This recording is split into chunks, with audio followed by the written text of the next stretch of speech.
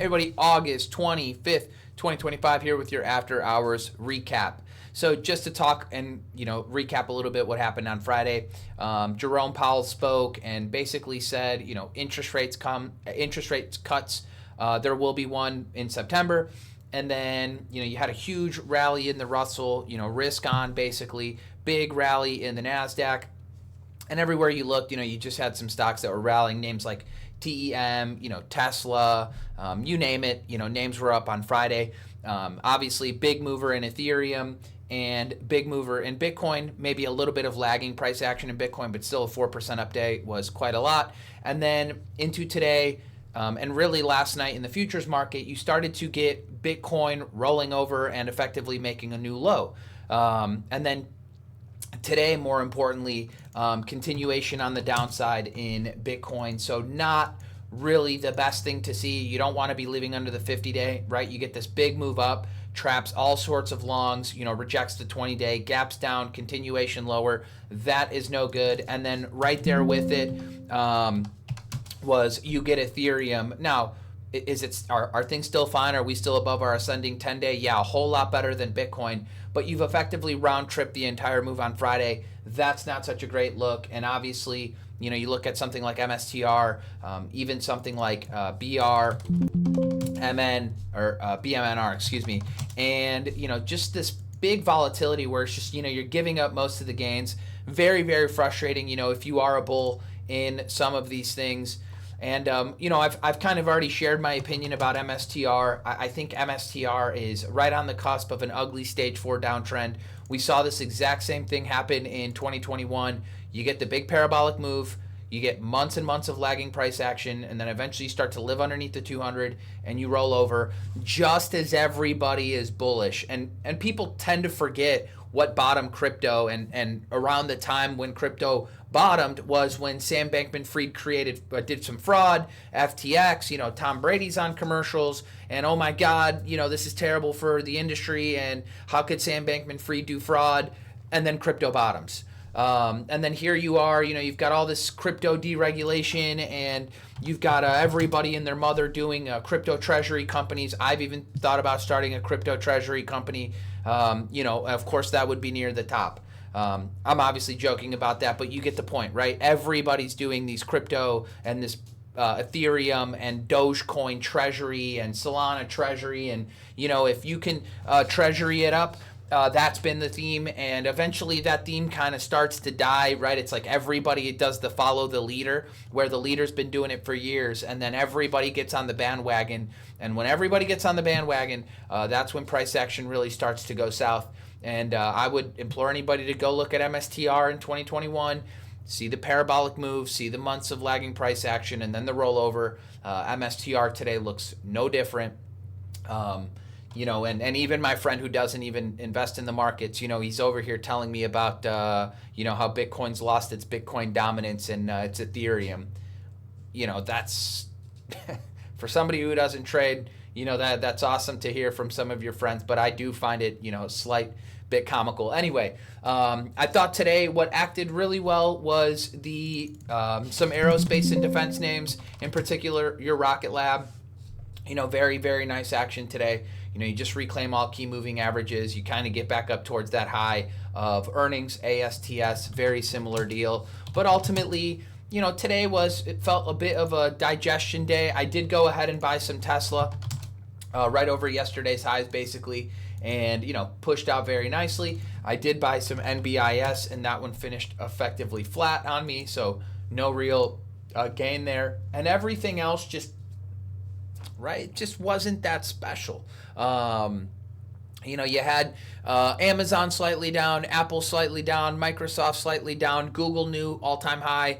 Didn't close above Friday's highs, but I think it looks great. New all-time closing high. AMD slightly down, Meta slightly down.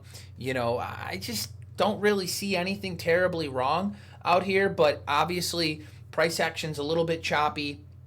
It's good to just be, maybe a bit on your toes here. I thought Bloom Energy acted well. Like, there are stocks that continue to act well. Obviously, an AppLovin continues to act well. Palantir on the flip side is acting a bit heavy. I mean, we are just hugging the 50 simple moving average. Not something you want to see lose, right? You've got sentiment, even from your analysts on TV, like your Dan Ives, where this is the Messi of AI, right? You don't want to lose the Messi of AI in the midst of this all the bullish chatter, and you start to get a stock living below the 50 simple moving average.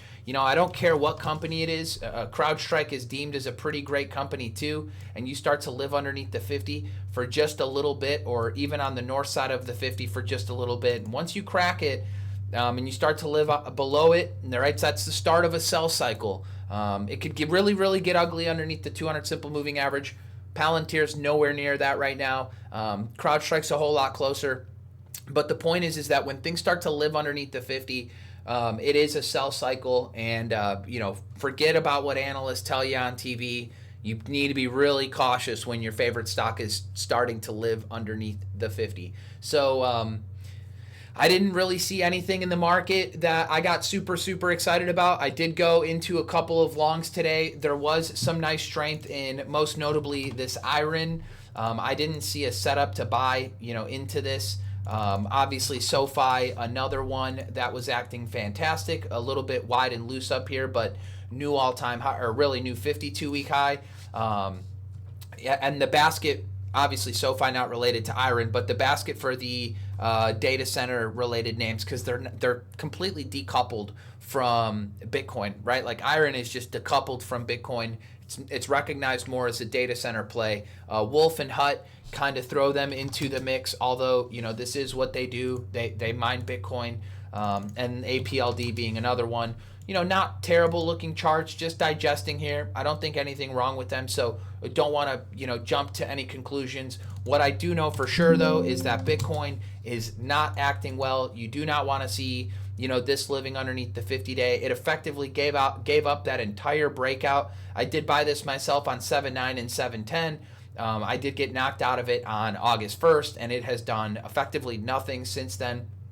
So I don't really know what to make of it. The market continues to be a little bit choppy, and it's a pain in the butt to get situated on the long side. Like I said, I was able to buy Tesla and NBIS today, and fortunately, going home with both of those in the green for now.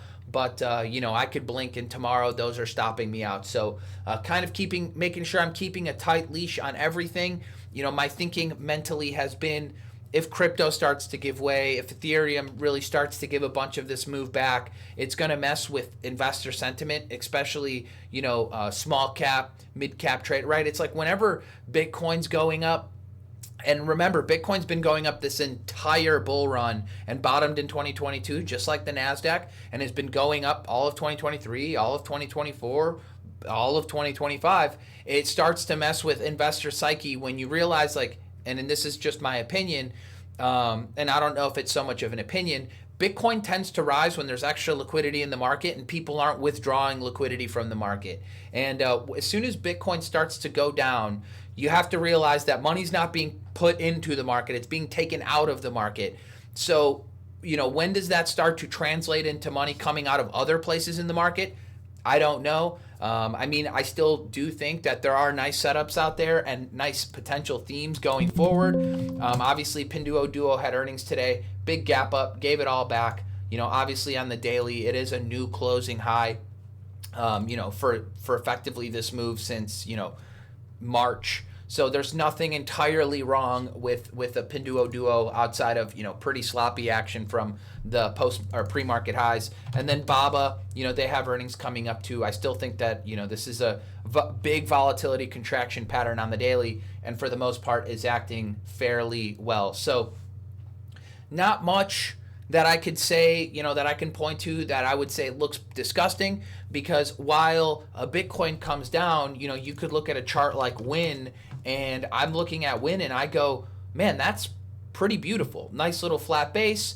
It has its undercut on 8.8, a series of higher lows, and then just starts to break out on Friday. Nice continuation today. So money is going places. It's just a matter of recognizing where it's going. Nobody looks at WIN and goes, oh man, I got to own that stock. That's a beautiful young growth name. And that's That's slightly the issue, is that, for myself included, I want to trade these younger growth stocks that have potential to move, 100+% in a quarter. And I just don't see a ton of it right now that I can even get myself positioned in. Obviously, just on technicals alone, I love what Tesla looks like, but it's also been super choppy, and I wouldn't be surprised if it ends up being a bit more of a pain in the ass than most of us are wanting. But it is what it is. And hopefully, the market can start to give us a bit more follow through. Obviously, it feels like there is a bit of broadening out going on when you look at home builders, and we could look at this Pulte, or you can look at a KB Homes.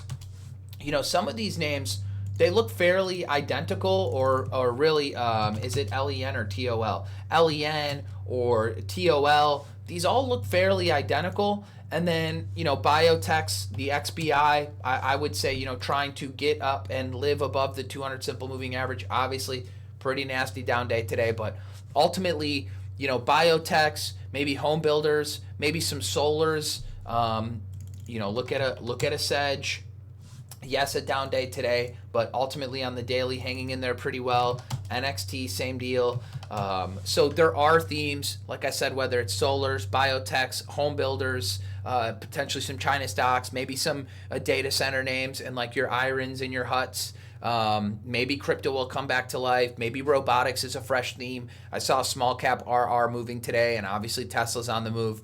I can't just imagine it's on the move just because. I feel like Tesla's got such a beautiful base. Eventually, the humanoid robot theme will start to get priced in. Don't know when that's going to happen, but there are themes out there that look viable, that still look like they have life. Obviously, the rare earth and the energy plays.